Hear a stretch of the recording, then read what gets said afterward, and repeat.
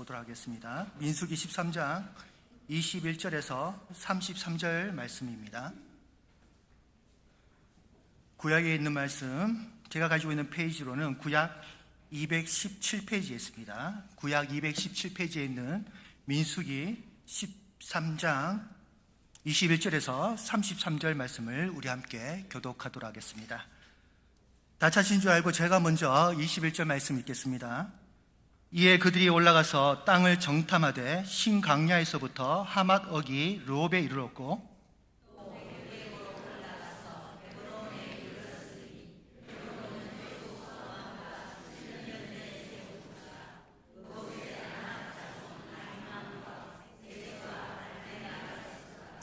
또 에스골 골짜기에 이르러 거기서 포도송이가 달린 가지를 베어 둘이 막대기에 깨어 메고 또 석류와 무화과를 따니라.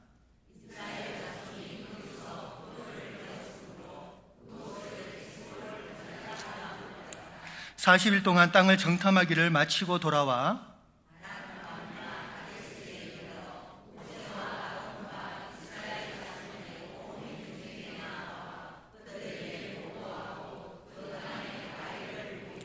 모세에게 말하여 이르되 당신이 우리를 보낸 땅에 간즉 가연 그 땅에 젖과 꿀이 흐르는데 이것은 그 땅의 가일이니라.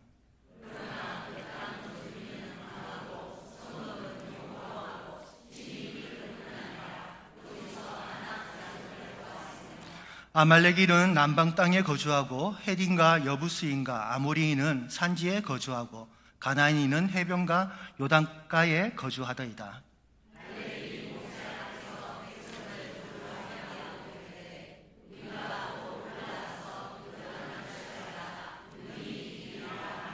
그와 함께 올라갔던 사람들은 이르되 우리는 능히 올라가서 그 백성을 치지 못하리라.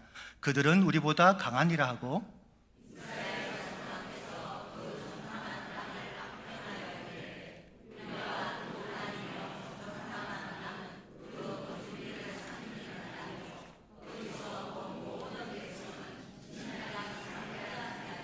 함께 읽겠습니다. 거기서 네피림 후손인 아낙 자손의 거인들을 보았나니 우리는 스스로 보기에도 메뚜기 같으니 그들이 보기에도 그와 같았을 것이니라. 아멘. 우리가 출애굽기를 마치고 오늘부터 민수기 말씀을 우리가 살펴보도록 하겠습니다. 오늘 말씀도 잘 아는 내용인데요. 그 내용이 이제 가나안 땅에 들어갔다가 이제 다시 돌아온 12명의 정탐꾼들이 자신들이 정탐한 내용들을 보고하면서 발생하게 되는 일련의 사건과 에피소드를 기록한 말씀입니다. 이 말씀은요, 얼마 전에 담임 목사님께서 주일 설교를 통해 아주 은혜롭게 잘 말씀해 주셨기 때문에 오늘은 좀 반복적인 내용들은 좀 지양하고요, 여기서 몇 가지 좀 추가적인 내용에 대해서만 언급하고 설교를 마치려고 합니다. 먼저 우리가 다 읽지는 않았지만 이 12명의 정탐꾼에 대한 에피소드는요, 앞에 있는 금송아지 사건과 비교해서 살펴볼 필요가 있습니다. 출애굽기 32장에 나오는 금송아지 사건은 오늘 우리가 읽은 이 정탐꾼 사건과 함께 다른 내용들보다는 상대적으로 길게 언급되는 이야기입니다. 특히 이 정탐꾼 이야기는 민수기 13장 1절에서부터 14장 45절까지 이어지는데요, 이처럼 이 이야기는 금송아지 사건과 함께 이스라엘 백성들이 광야 생활 중에 일으켰던 여러 가지 제약들 가운데서 가장 길게 언급되는 내용임을 우리는 알 수가 있습니다. 이렇게 길게 언급된다는 것은 그만큼 이 두 사건이 시사하는 바가 매우 크다는 것을 보여주고, 더불어서 이스라엘 백성들이 깊이 되짚어 봐야 할 내용이라는 것을 암시하고 있다는 것입니다. 게다가 이 두 사건은요, 이것 말고도 몇 가지 공통점이 더 있습니다. 하나는 이 두 사건에 대한, 이 두 제약에 대한 하나님의 반응이 비슷하다는 겁니다. 출애굽기를 보시면 이스라엘 백성들이 금송아지를 만들었을 때 하나님은 크게 분노하시면서 그들을 다 멸하시겠다고 말씀하시는 내용이 나옵니다. 우리 한번 볼까요? 출애굽기 32장 10절 말씀입니다. 제가 읽어드리겠습니다. 그런즉 내가 하는 대로 두라. 내가 그들에게 진노하여 그들을 진멸하고 너를 큰 나라가 되게 하리라. 이 말씀이 나옵니다. 보시는 대로 하나님께서 진노하시면서 그들을 멸하고 새로운 나라를 모세에게 허락하시겠다고 말씀을 하십니다. 그런데 이러한 하나님의 반응이 가나안 정탐 사건 때에도 동일하게 나타납니다. 아마 다음 주에도 살펴보시겠지만 14장 12절을 보게 되면 이스라엘 백성들이 정탐꾼들의 보고를 듣고 크게 동요하면서 다시 애굽으로 돌아가려고 하자 하나님께서 모세에게 이렇게 말씀을 하시죠. 같이 한번 보도록 할까요? 자막 나옵니까? 예, 같이 읽어보겠습니다. 시작. 내가 전염병으로 그들을 쳐서 멸하고 내게 그들보다 크고 강한 나라를 이루게 하리라. 자, 보시면 출애굽기 32장에서 하신 말씀과 거의 비슷한 반응을 보이고 계십니다. 둘 다 이스라엘 백성들을 멸망시키시고 새로운 민족을 세우시겠다는 말씀입니다. 그리고 이어서 또 다른 공통점이 있습니다. 그것은 바로 모세의 중보 기도입니다. 이건 말씀을 찾아보지는 않겠지만 계속해서 금송아지 사건 때 보시면 백성을 멸하시겠다는 하나님의 말씀 앞에서 모세가 하나님께 기도를 올려드립니다. 심지어 우리가 잘 알고 있는 대로 자신의 이름을 생명책에서 뺐더라도 백성들을 용서해 달라는 모세의 간절한 기도와 중보를 보게 되는 것이죠. 그리고 민수기에서도 모세는 이와 같은 기도를 하나님께 다시 올려드립니다.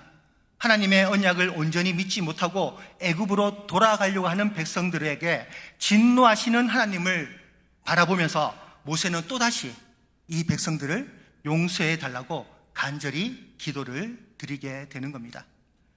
이처럼 12명의 정탐꾼 사건은 자연스럽게 금송아지 사건을 떠올리게 됩니다. 둘 다 닮은 부분이 있다는 것이죠. 그렇다면 성도 여러분, 이러한 면이 우리에게 먼저 시사해 주는 바는 뭐가 있을까요? 물론 여러 가지가 있겠지만 그 가운데서 중요한 것 중에 하나가 무엇이냐면 결국 하나님의 말씀과 언약을 신뢰하지 못한다는 것은 결국 우상을 섬기는 죄와 같다는 것을 보여주고 있습니다. 출애굽기 32장에서 보여지는 백성들의 죄는 단연코 우상 숭배였습니다. 그리고 오늘 13장부터 보여지는 백성들의 죄는 가나안 땅을 주시겠다는 하나님의 약속을 믿지 못하고 불순종하는 죄악이죠. 그런데 이러한 행동들에 대한 하나님의 반응이 똑같습니다. 둘 다 백성들을 멸하고 새로운 민족을 세우시겠다고 말씀하시는 거예요. 물론 하나님께서는 실제로 그렇게 행하지는 않으셨지만 이 두 사건에 대해 이렇게 거의 비슷한 반응을 하셨다는 것은 우리에게 가르쳐 주시는 바가 분명합니다. 하나님의 약속을 믿지 못하고 그분의 언약을 의심한다는 것은 결국 우상을 섬기고 우상을 따르는 죄와 별반 다를 게 없다는 것입니다. 따라서 우리가 오늘 본문의 내용을 살펴볼 때에 지금 백성들이 보여주는 행동과 모습들이 그저 가나안 땅의 사람들을 두려워하거나 무서워하는 것으로 끝나는 내용이 아니라는 것입니다. 결국 이들의 행동은 하나님의 말씀과 언약을 무시하는 처사이고 더불어서 그분께서 백성들을 위해 쏟으신 은혜와 열심과 섭리의 역사들을 대놓고 부정하는 그런 매우 악한 행동이라는 것을 우리가 알고 읽어 나가야 한다는 것입니다. 그렇다면 이것을 전제로 해서 오늘 본문에 나오는 백성들의 행동들을 그리고 10명의 정탐꾼의 행동들을 한번 살펴보도록 하겠습니다. 먼저 오늘 본문이 시작되는 21절을 보시면 이런 말씀이 나옵니다. 제가 읽어드리겠습니다. 이에 그들이 올라가서 땅을 정탐하되, 오늘 본문은 이렇게 시작됩니다. 12명의 정탐꾼들이 본격적으로 가나안 땅을 정탐하게 되었다는 겁니다. 그렇다면 여기서 우리는 이들이 왜 정탐을 하게 되었는지를 살펴볼 필요가 있습니다. 13장 앞부분을 보게 되면요, 하나님께서 모세에게 가나안 정탐을 명령하시는 그 장면과 내용이 나옵니다. 우리는 이것만 보게 되면 하나님께서 이스라엘 백성들에게 가나안 땅을 정탐하도록 일방적으로 시키신 것처럼 보일 수가 있습니다. 하지만 실제는 그렇지 않습니다. 신명기 1장 22절과 23절을 보게 되면 이런 내용이 있습니다. 제가 읽어드리겠습니다. 자막이 좀 문제가 있는 것 같은데요. 제가 읽어드리겠습니다. 신명기 1장 22절과 23절 말씀입니다. 너희가 다 내 앞으로 나와 말하기를 우리가 사람을 우리보다 먼저 보내어 우리를 위하여 그 땅을 정탐하고 어느 길로 올라가야 할 것과 어느 성읍으로 들어가야 할 것을 우리에게 알리게 하자 하기에 내가 그 말을 좋게 여겨 너희 중 각 지파에서 한 사람씩 12를 택하매. 보시면 말씀이 이런 내용이 있습니다. 여기서 보시면 정탐을 하게 된 원인이 백성들에게 있었습니다. 그들이 먼저 모세에게 정탐에 대한 건의를 했었고 모세는 그것을 나쁘게 보지만은 않았다는 것이죠. 그리고 민수기 13장에서는 하나님께서 그들의 의견을 허락하셨음을 우리는 보게 됩니다.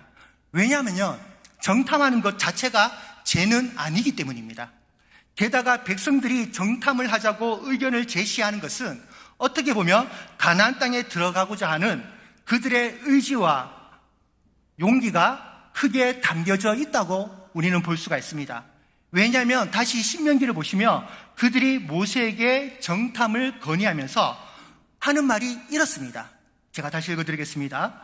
어느 길로 올라가야 할 것과 어느 성읍으로 들어가야 할 것을 이렇게 얘기하면서 정탐을 하자고 건의를 하는 겁니다. 이 말은 곧 어떻게든 가나안 땅에 들어가겠다는 것입니다. 그리고 들어가고 싶은 의지와 마음이 강하다는 거예요. 그렇기 때문에 모세가 이러한 백성들의 의견을 좋게 여겼다는 것입니다. 그리고 나서 다시 민수기 13장을 보게 되면 모세가 정탐꾼들을 들여보내면서 하는 말이 이렇습니다. 특히 18절과 19절을 보게 되면 모세가 이렇게 말을 합니다. 지금 자막이 나오지 않으니까 한번 눈어보시기 바랍니다. 13장 18절과 19절 보시면 모세가 이렇게 말을 하면서 정탐꾼을 보내게 되는데 우리가 좀 유심히 봐야 할 내용입니다. 제가 읽어드리겠습니다. 그 땅이 어떠한지 정탐하라. 곧 그 땅 거민이 강한지 약한지 많은지 적은지와 그들이 사는 땅이 좋은지 나쁜지와 사는 성읍이 진영인지 산성인지와. 성도 여러분, 여기서 잘 보시면 모세는 지금 정탐꾼들에게 그들을 가나안 땅에 보내면서 그 땅의 상태와 모양만을 보고 오라고 하지 않습니다. 그것과 더불어서 그 거민들이 강한지 약한지, 그리고 자신들보다 인구가 많은지 적은지 이러한 부분들까지 세밀하게 살펴보고 오라고 이렇게 명령하고 있습니다. 그렇다면 성도 여러분, 우리가 이것을 알고 우리가 오늘 본문을 보게 되면요, 25절부터 29절까지 정탐꾼들이 하는 말들은 딱히 문제될 것이 없습니다. 그들의 지금 하는 말은 25절에서 29절까지 정탐꾼들이 하는 말은 모세의 명령대로 있는 사실을 그대로 전하는 내용입니다. 틀리거나 잘못된 내용이 아니란 것이죠. 그런데 문제가 무엇이냐면 이들은 본 사실만을 그대로 이야기만 하면 되는데 31절부터 보게 되면 이 10명의 정탐꾼들이 자신들이 본 것을 자신의 주관적으로 판단하고 평가하기 시작하더라는 것입니다. 여기서부터 문제가 발생하게 되는 것이죠. 그래서 먼저 31절을 보시면 우리가 좀 전에 읽었지만 31절을 보시면 이들이 첫 번째로 평가하는 내용이 이러합니다. 우리 한번 읽었지만 다시 한번 같이 읽어보겠습니다. 31절 시작. 그와 함께 올라갔던 사람들은 이르되 우리는 능히 올라가서 그 백성을 치지 못하리라. 그들은 우리보다 강하니라 하고. 자, 보시면 그들이 먼저 함부로 평가한 것은 가나안 민족들이 우리보다 강하기 때문에 우리가 그들을 이기지 못할 거라는 내용입니다. 여기서 그들이 강하다는 것은 분명한 팩트입니다. 사실이라는 것이죠. 하지만 그들이 우리보다 강하다는 것과 그들을 우리가 이기지 못한다는 것은 자신들의 평가라는 거예요. 그들과 싸워서 어떻게 될 것이라는 것은 하나님께서 정하시는 일입니다. 그런데 사람들이 왜 미리 판단하고 평가하느냐는 것이죠. 이미 판단과 평가는 하나님을 통해서 내려졌습니다. 가나안 땅은 약속된 땅이고요, 그 땅을 주시겠다는 말씀을 분명히 모세를 통해 수차례 하셨습니다. 그렇다면 이스라엘 백성들에게 있어서 판단의 기준은 하나님의 말씀과 언약이 되어야 한다는 것이죠. 그래서 그 뒤에 갈렙을 보시면 갈렙도 나름대로 판단을, 자신의 평가를 얘기를 합니다. 그런데 그 판단과 평가를 보시면 주관적인 것이 아니라 하나님의 말씀을 가지고 평가를 내리는 것을 우리는 볼 수가 있어요. 그게 30절에 나오죠. 30절 같이 읽어보겠습니다. 시작. 갈렙이 모세 앞에서 백성을 조용하게 하고 이르되 우리가 곧 올라가서 그 땅을 취하자 능히 이기리라 하나. 갈렙은 그동안 하나님께서 모세를 통해 하신 말씀에 근거하여 판단과 결정을 내리고 있는 겁니다. 그저 그동안 주어진 말씀은 무시하고 명령은 무시하고 자신들이 본 것에 치중하여 함부로 판단하는 이 10명의 정탐꾼과는 완전히 비유가 되는 것이죠. 그리고 이들의 두 번째 평가는 이제 33절에 나옵니다. 33절 같이 읽어보도록 할까요? 시작. 거기서 네피림 후손이 아낙 자손의 거인들을 보았나니 우리는 스스로 보기에도 메뚜기 같으니 그들이 보기에도 그와 같았을 것이니라. 여기서 아낙 자손이 거인들처럼 크다는 말도 분명한 사실입니다. 팩트라는 것이죠. 잘못 본 것이 아니란 거예요. 그런데 그들 앞에서 우리는 메뚜기 같다는 말은 본인들의 평가입니다. 하나님의 판단이 아니라 자신들이 스스로 내린 판단이라는 것이죠. 그리고 이러한 평가는요, 어떻게 보면 자신들을 애굽에서 불러내신 하나님을 모욕하는 말이기도 합니다. 왜냐면요, 사실 보면 그렇지 않습니까? 하나님께서 이스라엘 백성들을 애굽에서 불러내셨을 때 그들을 메뚜기 같은 존재가 되라고 그렇게 불러내셨겠습니까? 아니라는 것이죠. 하나님은 이스라엘 백성들을 메뚜기 같은 존재가 되라고, 메뚜기 같은 민족이 되라고 출애굽시키지 않으셨습니다. 그런데 그들은 스스로 자신들이 메뚜기 같은 민족이라 그렇게 자평하고 있다는 것이죠. 창세기 28장 18절을 보시면 하나님께서는 아브라함에게 분명히 이렇게 말씀하셨습니다. 우리 같이 읽어보도록 하겠습니다. 시작. 아브라함은 강대한 나라가 되고 천한 만민은 그로 말미암아 복을 받게 될 것이 아니냐. 분명히 하나님께서는 아브라함의 후손들을 통해 세우실 나라가 강대한 나라가 될 것이라고 이미 말씀하셨고 약속하셨습니다. 그리고 그런 강대한 나라로 세우기 위해서 출애굽을 시키셨다는 겁니다. 그러니 이스라엘 백성들은 하나님께서 함께 하시는 자신의 민족을 결코 비하해서는 안 된다는 것이죠. 자신들의 메뚜기처럼 비하한다는 것은 결국 하나님의 언약을 믿지 않는다는 뜻입니다. 감히 어떻게 자신들을 그렇게 비하할 수 있다는 말입니까? 성도님들께서도 잘 아셔야 할 것이 지나친 자기 비하는 죄가 될 수 있습니다. 자기 비하는요, 겸손이 아닙니다. 자기 비하는요, 나 자신이 아니에요. 지나친 자기 비하는 큰 죄가 될 수 있습니다. 왜냐?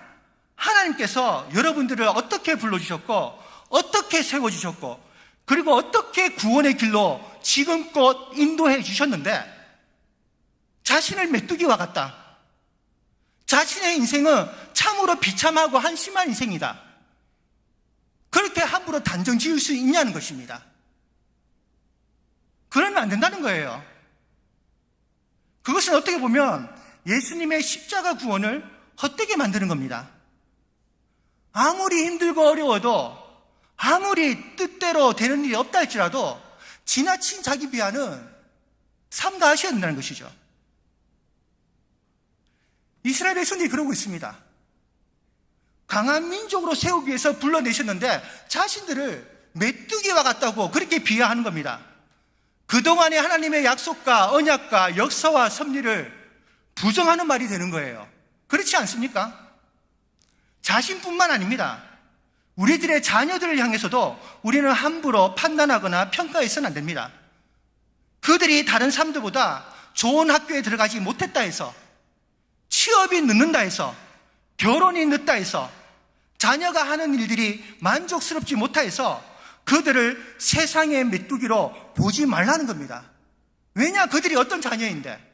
내 자녀이기 전에 하나님의 자녀라는 것입니다. 내 자식들 뿐인가요? 우리가 다른 사람이나 다른 성도들의 자녀도 함부로 평가하거나 비하해서도 안 됩니다. 특히 우리가 가끔씩 만나는 청년들이나 학생들에게 무심코 던지는 말들이 있지 않습니까? 평소에는 왕래가 없다가 갑자기 얼굴 봤다고 다짜고짜 던지는 질문들이 있습니다. 어떤 내용이 있을까요? 너 요즘 뭐 하니? 학교는 어디 다니니? 직장은 다니고 있니? 결혼은 언제 할 거니? 살이 쪘니? 살이 빠졌니? 등등. 평소에는 별로 관심이 없으면서 그저 반가운 인사치레로 던지는 이 말들이 어떤 면에서는요, 그들을 향한 비하가 될 수가 있습니다. 우리는 관심이다, 격려다, 배려다 하지만 그 말들이 누군가에게는 상처가 될 수가 있다는 것이죠. 비하되는 말이 될 수가 있다는 것이죠. 성도 여러분, 내 자식이나 남의 자식이나 그들은 다 하나님의 자녀이고 백성들입니다. 사회적인 위치나 능력으로 감히 등급을 매길 수 없는 주님께서 피로 값주고 사신 귀한 자녀들이란 말이에요. 우리는 이러한 시각으로 나와 내 가정 그리고 내 주변의 사람들을 볼 수 있어야 한다는 사실입니다. 하나님은요, 자신의 인생뿐만 아니라 다른 누군가의 인생을 쉽게 판단하라고, 평가하라고 명령하지 않으셨습니다. 있는 사실을, 있는 현실을 있는 그대로 보되 대신 하나님의 말씀과 언약 안에서 바라보고 판단하라는 거예요.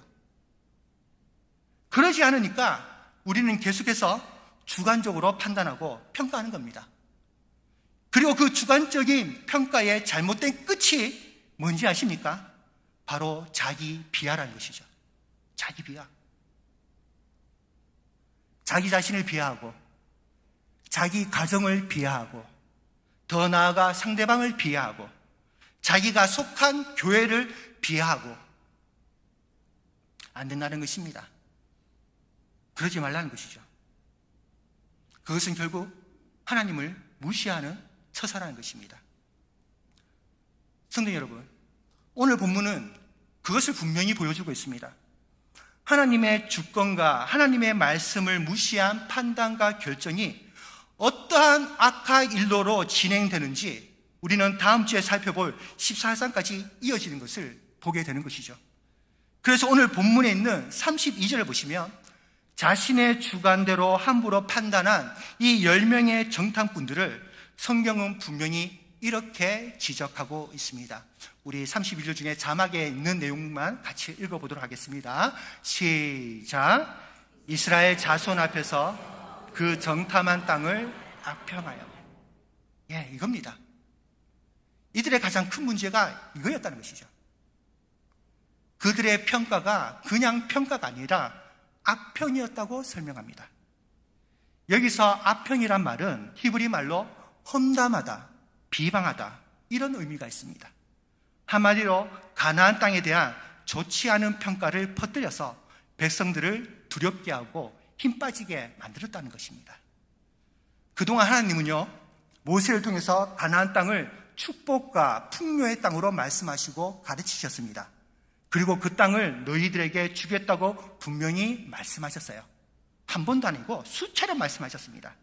그런데 이들은 결국 이러한 땅을 보고서 헌담하고 악평함으로써 이 땅을, 이 축복의 땅을 두렵고 무서운 땅으로 바꾸어 버린 겁니다. 하나님의 뜻과 말씀에 대항하는 행동을 저지르게 된 것이죠. 이 10명의 정탐꾼만 문제 있겠습니까? 아니죠. 백성들도 문제가 있습니다. 어떤 문제가 있습니까? 이스라엘 백성들은요, 누군가가 이러한 악평을 하더라도 하나님의 말씀만을 쫓아 행동과 결단을 했어야 합니다. 그런데 백성들은 오히려 하나님의 말씀을 믿지 못하고 이렇게 악평하는 10명의 사람들의 말만 믿고 쫓아가더라는 것입니다. 이러한 행동들이 결국 우상을 쫓는 것과 무슨 차이가 있느냐는 것이죠. 똑같지 않느냐는 것입니다. 그러니 하나님께서 우상 숭배 때와 같이 똑같이 반응하시는 겁니다. 똑같이 분노하시는 거예요. 그리고 똑같이 말씀하시는 겁니다. 왜 내 말을 듣지 않고 우상을 따라가느냐? 출애굽기 32장에서 그렇게 말씀하셨다면 오늘 민수기 이 전탄꾼 사건을 통해서는 왜 내 말을 듣지 않고 아평하는 자들의 말을 따라가느냐는 겁니다. 분명히 내 말씀과 내 약속이 주어졌는데 왜 이것을 듣지 않고 우상을 따라가느냐? 왜 내 말을 듣지 않고 아평하는 자들의 말을 따라가느냐? 똑같다는 겁니다. 그러니 하나님께서 똑같이 반응하시는 거죠. 말씀을 마무리하겠습니다. 요한복음 5장 30절을 보시면 예수님께서 이런 말씀을 하십니다. 우리 같이 한번 읽어보도록 하겠습니다. 보이시나요? 예, 보이네요. 같이 읽겠습니다. 시작. 내가 아무것도 스스로 할 수 없노라. 듣는 대로 심판하노니 나는 나의 뜻대로 하려 하지 않고 나를 보내신 이의 뜻대로 하려 하므로 내 심판은. 자, 이어서 요한복음 8장 28절 보시면 예수님은 또 비슷한 말씀을 언급하는 것을 보게 됩니다. 같이 읽겠습니다. 시작. 이에 예수께서 이르시되 너희가 인자를 든 후에 내가 그인 줄을 알고 또 내가 스스로 아무것도 하지 아니하고 오직 아버지께서 가르치신 대로 이런 것을 말하는 줄도 아니라. 아멘. 보시는 대로 예수님은 자신이 선포하는 말씀과 그분의 모든 사역과 심지어 심판까지도 하나님으로부터 나온다고 말씀하십니다. 다시 말해 그분의 말씀과 그분의 판단과 그분의 평가가 하나님의 뜻과 말씀에 따라서 이루어진다는 것이에요. 그렇다면 예수님께서 이렇게 말씀하셨다면, 한 번도 아니고 이렇게 반복적으로 이렇게 말씀하셨다면 우리의 판단과 평가의 기준이 어디서부터 나와야 되겠습니까? 우리의 짧은 지식과 생각에서 나와야 되겠습니까? 아니면 변화무쌍한 우리의 감정에서 나와야 할까요? 그것도 아니면 오늘 10명의 정탐꾼처럼 눈에 보이는 현실이 판단의 기준이 되어야 하는 겁니까? 오늘 말씀은요, 그에 대한 대답을 분명히 확실히 그리고 노골적으로 우리에게 보여주고 있습니다. 이 복잡하고 변화무쌍한 세상 가운데서, 그리고 진리를 부정하고 인간적인 편법과 요행을 강요하는 이러한 현실 가운데서 오늘 말씀은 우리가 어디를 끝까지 바라봐야 할지를 분명히 가르쳐 주고 있다는 사실입니다. 따라서 성도 여러분, 비록 쉽지는 않겠지만 언제나 항상 어디서든지 말씀 가운데서 답을 찾으시고 말씀 가운데서 지혜를 찾으시길 바랍니다. 그리고 말씀 가운데서 그분의 위로와 평강과 승리를 이루어 가시는 저와 모든 성도님이 되시기를 주님의 이름으로 축복합니다. 기도하겠습니다. 거룩하시고 신실하신 하나님 아버지, 오늘도 우리가 이 자리에서 주님의 말씀과 언약을 바라보기 원합니다. 여전히 영적으로 온전하지 못한 우리들은 쉽게 감정에 치우치고 눈에 보이고 귀에 들리는 것에 쉽게 요동할 때가 많사오나, 이러한 우리들을 긍휼히 여겨주셔서 우리가 말씀 가운데 중심을 잘 잡으며 살아갈 수 있도록 주님 도와주시옵소서. 무엇보다 주님께서 피로 값주고 사신 우리들을 함부로 비하하거나 악평하는 자들이 되지 않게 하시고, 주께서 우리와 우리 공동체를 사랑하시고 귀하게 사용하시는 것처럼, 그리고 귀하게 불러주신 것처럼 자신과 공동체와 교회를 더욱 귀하게 여기는 믿음의 성도들이 다 될 수 있도록 도와주시옵소서. 오늘도 주신 말씀을 마음에 잘 새기게 하시되 오직 성령께서 주시는 감화 감동하심으로 항상 말씀을 기억하며 나무 한 줄을 잘 감당하게, 힘껏 감당할 수 있는 믿음의 성도들이 다 될 수 있도록 주님 인도하여 주시옵소서. 거룩하신 예수 그리스도의 이름으로 기도드립니다. 아멘.